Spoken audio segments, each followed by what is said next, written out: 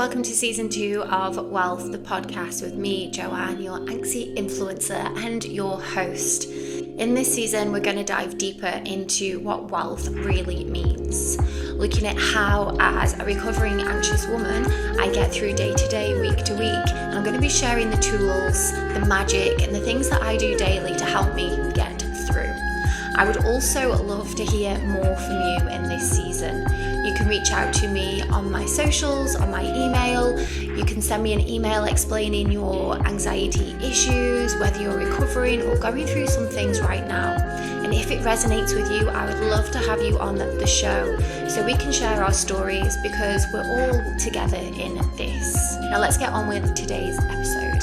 Hello, welcome back to another episode. We're going to get straight in today, and I have the first guest of season 2 with me today, and you'll see I have the beautiful Bev here. Hello, Bev, how are you? Hi, I'm good, thanks. Thanks for having me. Oh no, you're welcome. And Bev, I'll let you tell the listeners a little bit about what you do. Um, we met, I came to one of your wellness events. I know had each other on Instagram, didn't we? Yeah. And I came to one of your wellness events. Beautiful, on a yacht, very Dubai wellness event. And then we've been Instagram wellness buddies for a while. So Yeah. it's lovely to have Bev on here. So Bev, tell me a little bit about your story, how you ended up in wellness, and yeah, we'll just go from there. Sure, thanks. Well, like I said, thanks again for having me. I really appreciate it. I do have a little Oh, target of my own this year to be on 12 podcasts, and I'm a little bit behind. So you're okay. helping me out in more ways than one. You're welcome. So yeah, my kind of story from coming out the corporate world really was what got me into holistic wellness in the first place. So I used to run a holiday homes company for a family, and it is a long-winded story, but I'm going to give you obviously the shortest version possible so that I can like make sure that listeners understand what I've kind of been through. So the owner actually passed away, and it got quite messy in the fact that I was actually on the trade license as a favor in Dubai. And anyone that doesn't know, that's obviously quite a risk because basically on paper it looks like it's my business. And people would question, like, well, why did you do that? But I'd already worked for the family for a long time. And actually, my boss, who I came over to work for in the beginning in 2008, he was actually on the trade license before me, and he had known the family for more than 20 years. So, you know, just as a bigger picture, it wasn't like I've just randomly just decided to go on someone's trade license.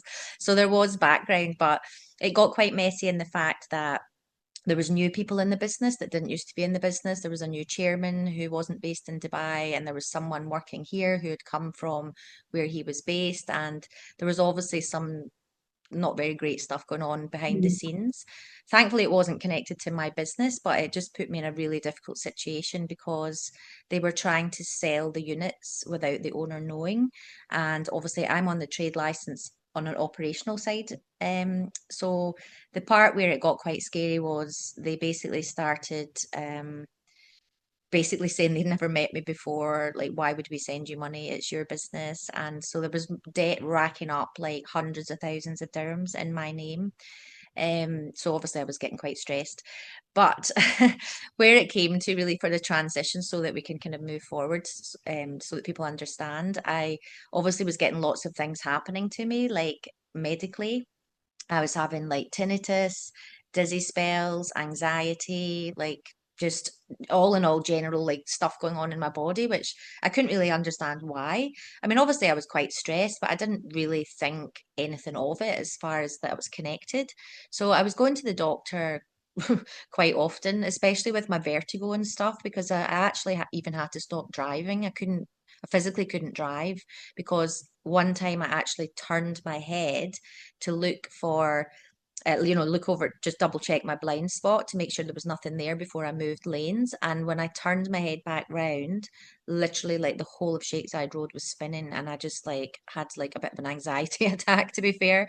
And I just grabbed my wheel. But thankfully, because I've done my yoga teacher training, I knew how to breathe properly and I knew how to calm myself down. And so I managed that and I came off.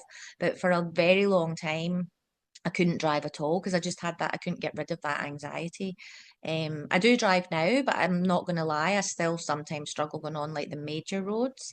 I seem to be Yeah, fine all the way out until I get to like the external lane. And sometimes when I get there, it's like that, it's like a memory obviously in my body where I don't yeah. feel safe and I need to get off because obviously it's happened to me before. I have obviously tried to fix it myself, and I've also been to a sophrologist, and I've also had RTT therapy. So I'm really trying my best to make sure that that's not an ongoing thing because it's not a very nice thing to have to do, you know. No. And for Um, anyone listening who doesn't live in Dubai, the roads are not kind. yeah. They are. I get anxiety. I didn't have your experience, but no, the roads are nice because the roads are one straight road. It's the other people on the roads that are. It's like Mario Kart, isn't it? So I can understand. It's very.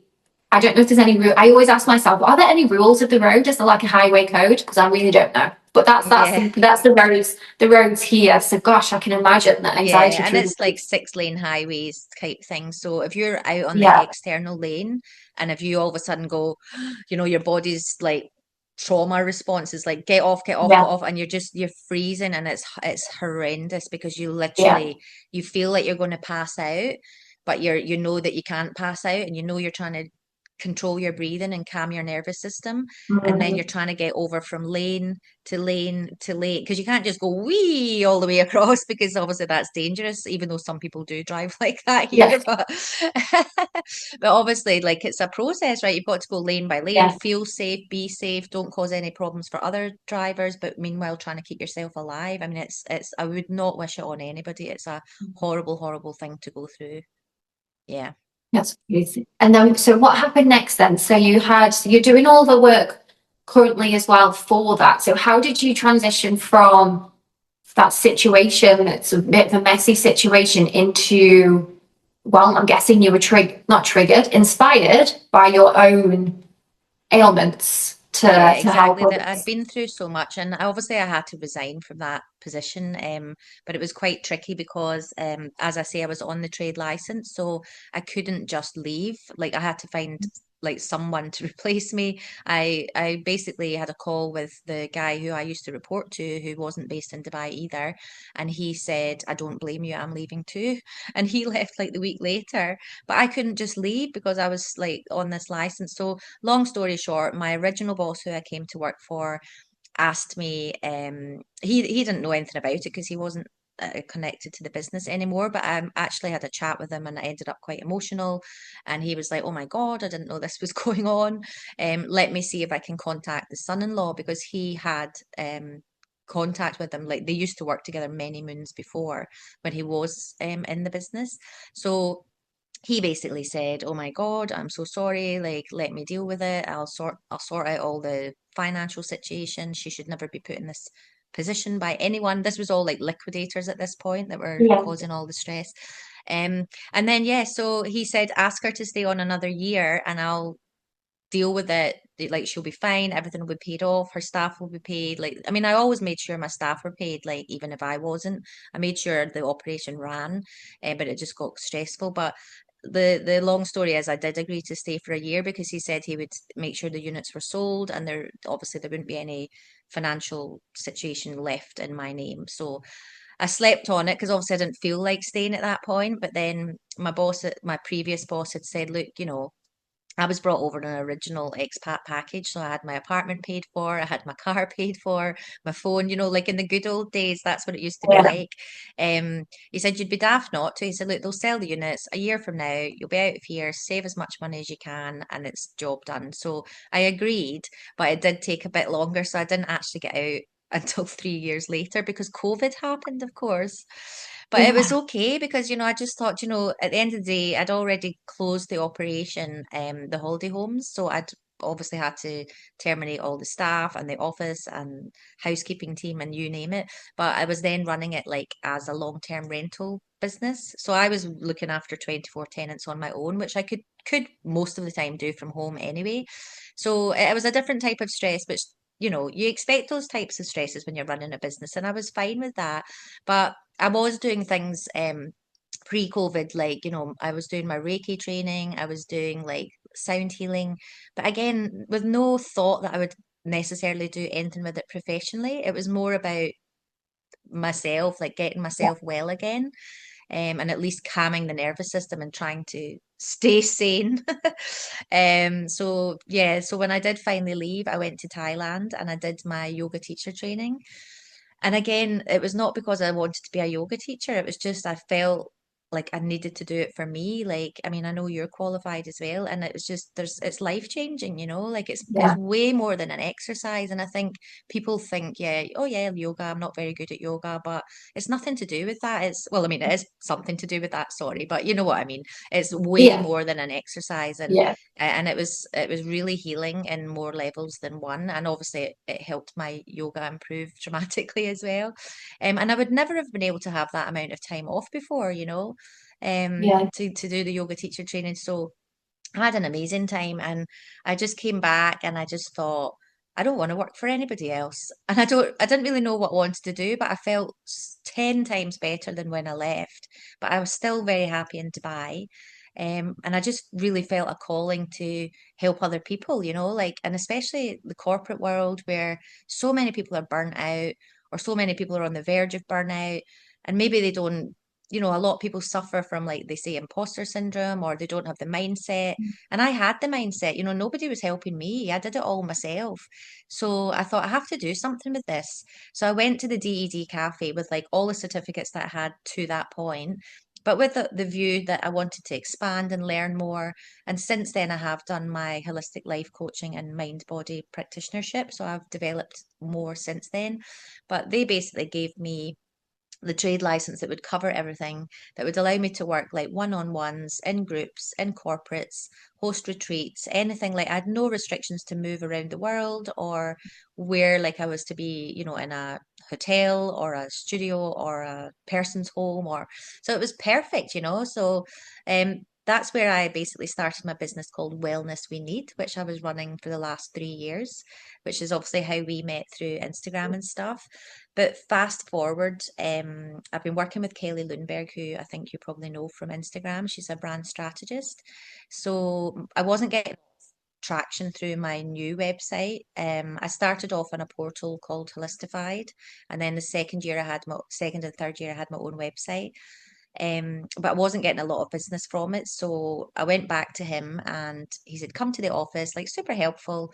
Let's have a look, go back to basics. Who's your like ideal client? So I said, well, it's kind of changed because obviously since I've done the holistic life coaching and mind Yeah. body practitionership, you know, I want to do more of that as well. So he said, well, that's not what your website says. And I was like, I know. I mean, my certificates were on there, but like, you know, it wasn't really selling it properly. So he said, I honestly think you need a rebrand. And I was like, oh my God. So I went to Kelly and just said, look, I don't know if I do need a rebrand, but obviously if I do, then you'd be who I would want to work with. So she said, come up to the office. So had a chat. I went through everything with her, had a little cry actually, because I realized how far I'd come, you know. It's like you're like, wow, I've already done this, you know. So she was like, honestly, Bev, I don't think you need a rebrand. I think you need to be the brand. You need to be you. Mhm. You know, people are connecting with you. People want to work with you. You've got the personality, you've got all the stuff, and like you don't have a team anyway. So why would you call yourself a business when you're not a business, really, you know? So that was Yeah. how I've started working under my own name, bevwiley.com. If this episode is bringing you a little bit more wealth, please don't forget to like, subscribe, leave a comment. This allows other people, other women who need to hear these stories, find me.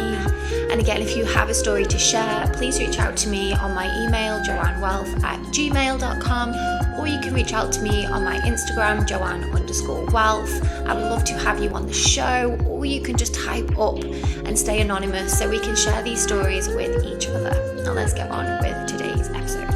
So here I am.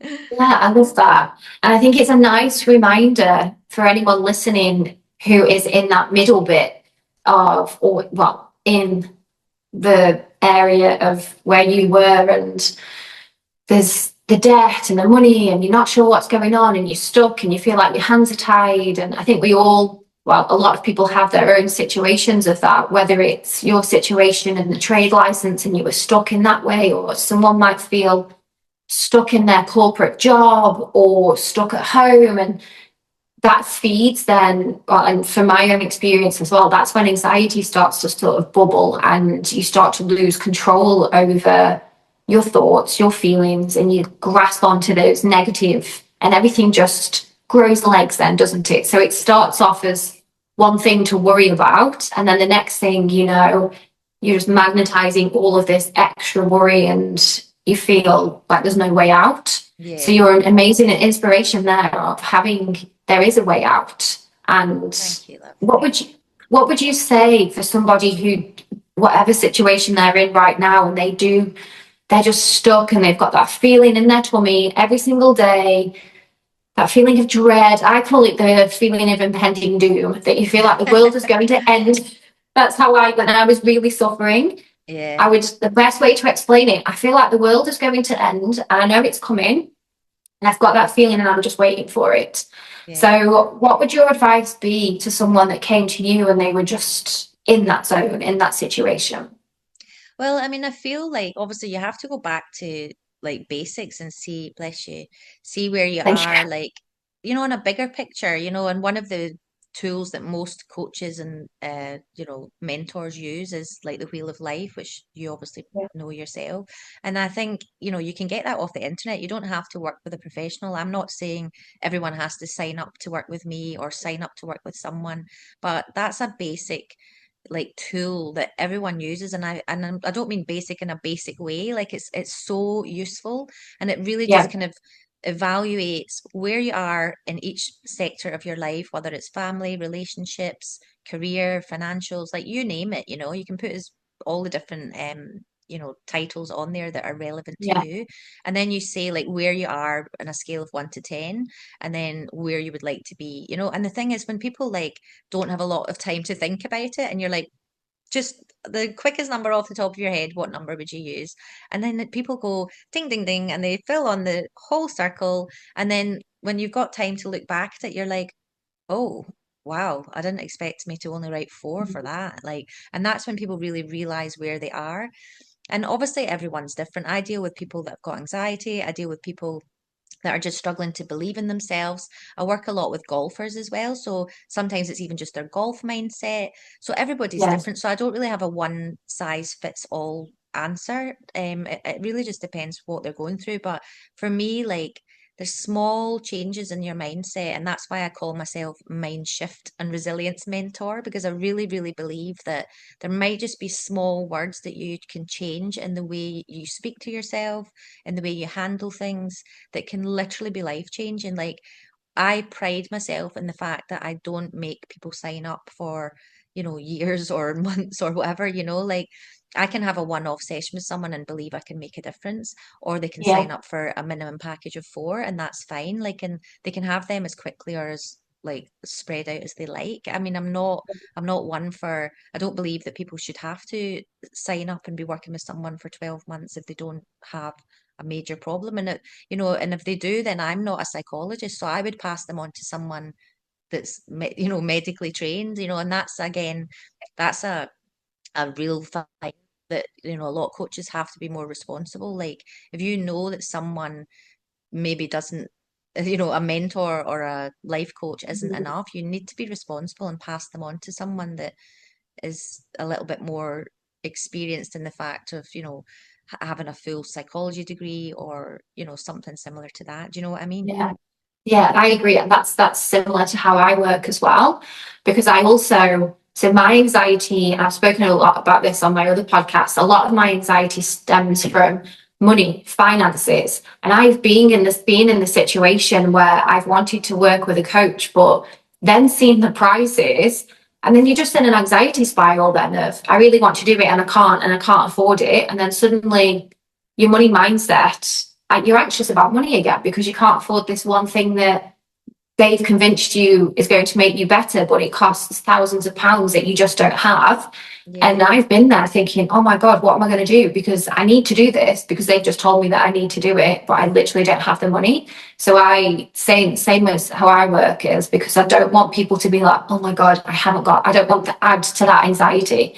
You can come and speak to me in one session. I can even give you my toolkits and things. So it's very personal so I don't spike.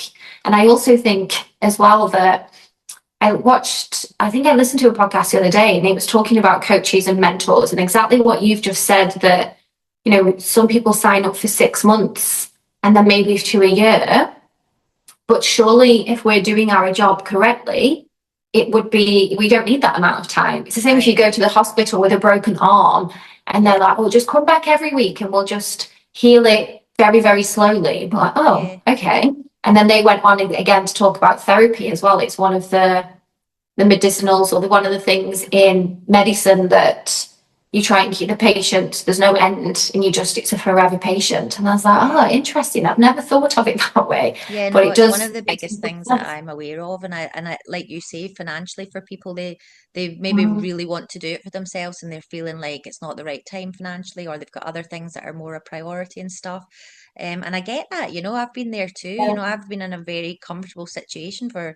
I've worked all my life. I've worked since I was a teenager. I've never not had money, but the transition, even from Wellness We Need to now, has given me a little bit of a kind of not a step back in a bad way, but like I've had to step back, reevaluate, and then become more niche. And like I am getting busier now, but I've had a couple of months where I might only have had a couple of clients, and it's tough, like you're not used to it. So you do have to be a little bit more careful of like how you think, because one of the worst things you can actually say is I can't afford it, because you're telling yourself, like, that's actually one of the worst things you can say. And I know it's normal to say it, like, but even like I think that's was said to me by one of my close friends, not in a nasty way, but I'd bought her something to say thank you, and she was like, oh, you shouldn't be doing that, you can't afford it just now. And I was like, don't say that, I can afford it. Like, I can afford it, like I have money, and I have money in the bank, and I have property, and like, so it's, you have to be careful how you speak to people and how you speak to yourself, like,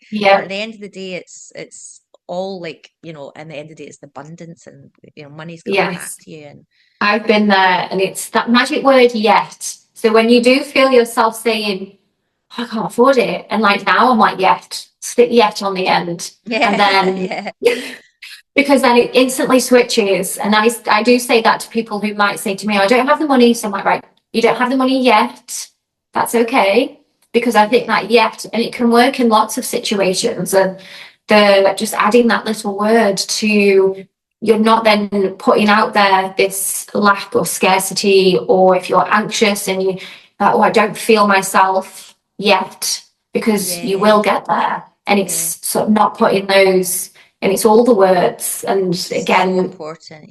So important. What you put out is what you feel, and what comes back into you.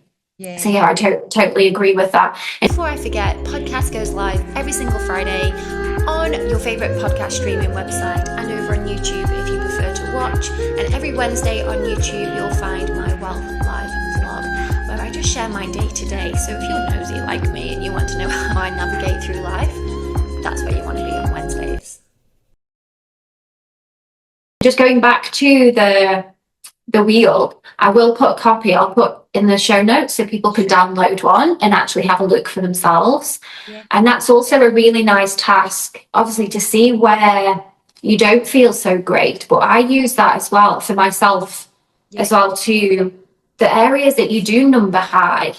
And then these things that we actually forget about, that, when we are worried about money, or we're anxious, or about lots of things, or it's work, career, we then overlook the family, the relationships. And it's nice to then think, gosh, I'm lucky, I've still got my mom, my dad, my grandma, my granddad, I have this family, and then in the house I've got my dogs, my fiance. I'm surrounded by all of this love, and I remind myself of this all of the time. So when I'm worried, I'm like, oh gosh, this is coming out, and I've got to go here, and I've got to spend this, and I don't have this. It's a really nice reflection exercise. And oh my God, I actually am really rich with all of this love.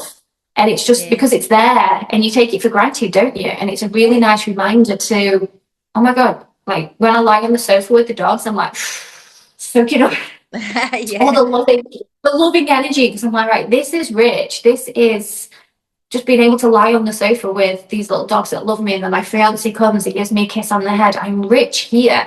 So yes, I might be anxious about these other areas, but how nice. And then once you reflect on what you've got, Yeah. those areas that you might give a low number to don't seem so scary.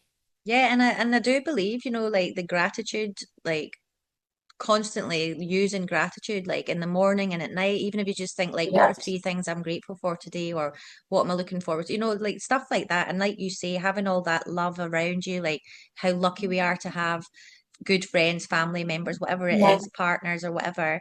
But also just like I come into my apartment and I'm like, I love this apartment, like I just moved here just last year and I'm like, I love it here. I'm like, look how lucky I'm at. Like I love it. Like I genuinely Yeah. love it. And I've actually downsized from a 2 bed to a 1 bed, but I'm happier here than I was before. It's not all about being big and being like, having everything, and Yeah. I've sold things, I've given things away, I've put things in the charity bin. I've even got 2 bags at the door now to put to the charity bin, like it's not all about having stuff. Like Yeah. you can be rich in so many other ways and be much Yeah, happier and exactly. much healthier for sure. And even just the going to take clothes to the charity shop, Yeah, making space, first of all, getting rid of a bit of clutter, because that always makes you feel better when you're anxious, just a definitely. fresh shaking it off. And then I always, so I do it often the same. So I'll have a clear out. If I can't remember the last time I've worn it, it's going, and I'm just ruthless with it. And Yeah, then when you're handing it over, and I just think some people who are not as fortunate as me, so here I am stressed about things. There are some people that cannot afford to buy any new clothes, yeah, and that feeling that we can then also have and pass that on again is a nice reminder to ourselves when we're stressed and anxious, that we can help other people by just, another person's trash is someone else's treasure. yeah, And that feeling of, and I like to imagine, hope that they open it up, and I give it to a lot of the obviously very Dubai thing to say, but you have the maids that are around and yeah, you see yeah. them out, and I'll just go, do you want these clothes? Will they fit you? And their faces light up, and even just that, oh my God, and I was just Oh, it's sat on them, and amazing. yeah, It's and it's amazing just because such a even if it's not for, nice, yeah, sorry, I didn't mean to. yeah, it's okay, go on, go on. Yeah, but even like if it's not for them, they'll share them with their friends or they'll send them home to Yes, their family, and you think you've made a big difference in someone, like just yeah, it's so nice. And I think these things like daily as well, like just say hello to someone in the lift. Why yeah, not? Like say hello to yeah, someone in the street. I say hello to everyone that I come across every single time. And sometimes people are like kind of like taken aback, like what are you talking? But it's a very Scottish thing as well. We say hello to everyone in the street, to be honest. I remember when my Did mum you- moved down south to London and she was like, "Oh, nobody talks to you. Nobody even holds the door open. Like it's so weird." yeah, that's one thing I love. Obviously, I'm not Scottish, but where I'm from in Stoke-on-Trent, that's one thing I love You're when I'm at similar. home. Yeah. Everyone's like, "Hi, Shug, hi, duck," and especially if you're just out for a walk, just walk past someone with a dog and say Yeah. hello, and that's it. You could be there for 10, 20 Yeah. minutes just chatting. And like Yeah. here, everyone does just pass. And I try to do the same thing, especially when I'm out with the dogs. I think it's just ingrained into us. Yeah. Just Yeah. smile at the other dog walkers. Just, and I'm like, come on, because it is those little things that do help with, again, everything that we're talking about. When you're feeling low, if you're feeling anxious, if things don't feel like they're going the right way. So yeah, all of these little things that you're sharing, these little gems are really good. So if you were to go back and speak to your former self when you were going through all of the things that you were going through 4 or 5 years ago, what would your advice be to yourself? I mean, I don't really think I could have handled it any differently. Like, what I was saying to myself was, this isn't going to last forever. It's going to be okay. Like, you're going to get out of it. Like, and that's what I had to keep telling myself because I was in a dark place at one point, and you've just got to Yeah, keep believing in yourself and keep believing like it's not like these bad times aren't always going to have, last forever. They will have an ending at some point. And you've just got to yeah, look forward and really believe that whatever changes you want to make that you can make, it might not happen overnight, and that certainly didn't. That was like the longest resignation period in history, I think. But but every day got me closer to that. And even now, like I mean, I used to be really upset talking about it, but even now I look back and I think I actually don't have any regrets because when COVID happened, I was getting paid. I was getting a full salary. I mean, it wasn't like I wasn't working. I was running 24 tenants, so it's not like I was just getting money thrown at me, but it actually, what would I have done if I'd already had left and I was trying to set up myself in a brand new business in a completely different industry? Like, who knows what would have happened? So do you know what? It is what it is, and it happened, Yeah, and I'm still here, and I'm grateful for my health. And that's one thing that is maybe one thing that I can add is yeah, never take your health for granted. Never, yeah, because I yeah, did, agreed. and it was Yeah, scary, scary, scary times for sure. yeah. I love that. And that is a nice reminder that everything is temporary. And that sometimes I feel like, oh, that sounds a little bit morbid. But then when you flip it to everything is temporary, that it will pass, everything passes. And just what you've said there, if you'd have done it at a different time, yes, it was very stressful what you went through. But if it had happened at a different time, it would probably even been more stressful. So just trusting that when things are happening, you feel like it's happening to you and it's negative, and it's reminding yourself that this is happening for me. And at the end of this, there's going to be something else. And, trying to flip that negative into a positive, that once we get over this, something amazing is going to be cool at the other end of this.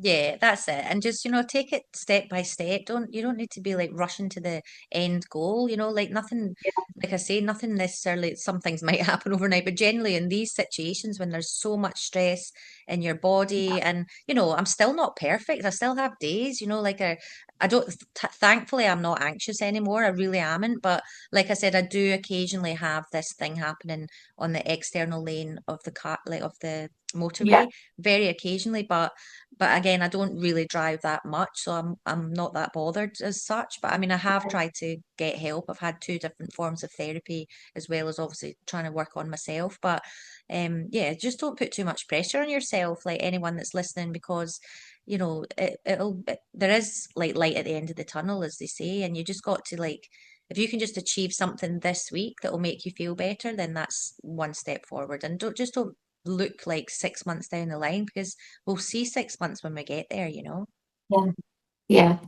Oh, that's really nice. That's really nice part to end on. In my head, then I was thinking just the reminder that things I was worrying about this morning, like stop overthinking and just live for today, and Yeah, stop worrying about. That's exactly what I've just been doing. I'm planning the wedding, so I'm thinking ahead too much of things and like, right, yeah, I can imagine. over, and I need to just do what I can do today and not worry about 4 months time and the things that are going on. My partner's very good at it. And he's like, why are you stressing out? We've got plenty of time. So you've just reminded me as well. So Well, there you thank you go. very Yeah, much. just get your little lists and like whatever you can achieve in like this week or this One month, day. and then that's it. Because Yeah. it's way too much to put on your plate to get it all done and dusted, isn't it? Yeah. So, It is yeah, just that's one day at a exciting. time. Yeah. Thank you. When Yes. do you I'm get going to married? What month? December. So the 29th. So I literally have until the end of the year. So I do have plenty of time. Amazing. So, but the way that my brain works, because I used to suffer with anxiety, it goes straight into the panic mode of, the finances and sorting out, and this needs to go here, and I'm planning too far ahead, and the tables need to look like this. Whereas one day at a time, we haven't even got the table decorations yet, and I'm already thinking about, so just taking it in small steps. And I know I also have to remind myself that it's a beautiful thing. It's my wedding that I'm planning, and it shouldn't be. I Yeah, don't need to put my exactly. stressful head onto this, because at the end of it, it's something beautiful and Amazing. it's celebrating. Yeah. Absolutely. Okay. Thank you so much, Bev. Thank you And so I will much for put having all. me again. Yeah, you're welcome. I'll put all of your details, your new website, Yes. in the show notes so that everyone can have a little look. And I will also put, like I said, a link for I have one of the Wheel of Life, so you can just have a little go of that and just to see where you sit and what you think, and yeah, use it as a gratitude practice as well. So those areas that are really high, focus on those, and then you can have a look at the ones that are less when you're in more high vibration. Definitely good advice. Yeah. Thank you so much. Thank you, darling. Thank you. Thank you. Thank Catch you. up soon. Thank you so much for listening to today's episode. I just want to end by reminding you that wealth really isn't about having money in the bank. It's about feeling at home in your mind, your body, and your soul. And don't forget, if you do have your own story to share, you can email me, joannewealth@gmail.com. You can reach out to me on Instagram, joanne_wealth. I'd love to have you on the show, or just share your story with me and I will share it to the other women that need to hear. And don't forget to like and subscribe. Every single one of those means that